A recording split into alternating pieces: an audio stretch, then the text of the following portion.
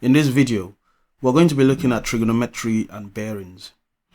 A bearing is the direction to one place from another. And when we're solving bearing questions, there are some key facts that we need to remember.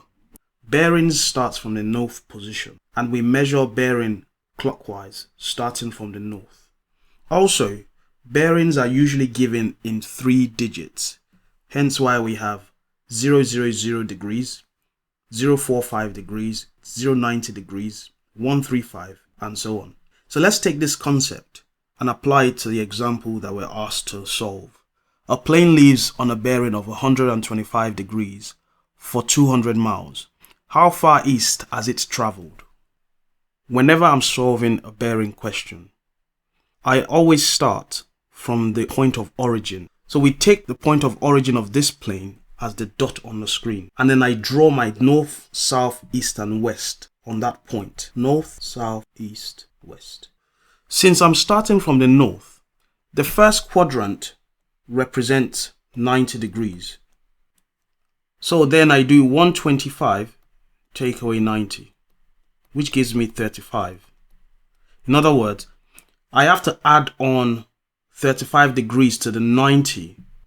So that will move us into the second quadrant, which is the southeast quadrant. If I draw the line, then I label this 35. So that means this whole line here is my 125 degrees. Remember, the question says, how far east has it traveled? So that means we're going in this direction here. Evidently, that's a right angle triangle if we're trying to find out how far east it's gone. So we'll label that X, and we're given that it's already traveled 200 miles in the southeast direction. If we draw out the right angle triangle that is formed and label it, we would get X on the top 35, 200. If we label the sides of the right angle triangle, X is the adjacent side to the angle, and H is the hypotenuse. Looking at SOHCAHTOA, we get Ka, which is cos.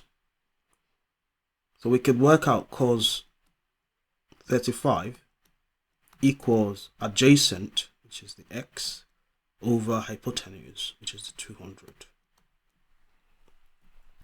X equals 200 multiplied by cos of 35.